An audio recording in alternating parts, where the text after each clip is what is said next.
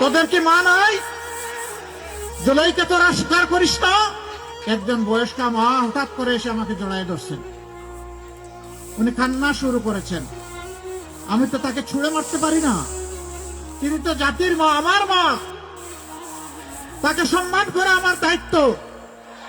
সেটা নিয়ে এক শ্রেণীর ইতর দেখলাম বুলিং শুরু করেছে। তোদের কি মা নাই? জুলাইকে তোরা স্বীকার করিস না? যদি জুলাইকে ধারণ করিস তাহলে এমন একজন মাকে কেন তোমরা অপমান করছিস?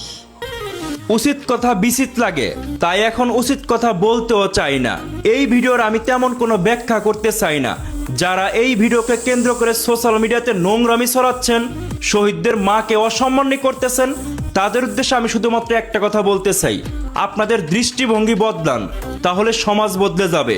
তাছাড়া সমাজের মানুষ কিন্তু আপনাদেরকে মানুষের জায়গায় অন্য কিছু বলে ডাকবে, বুঝতে পারছেন?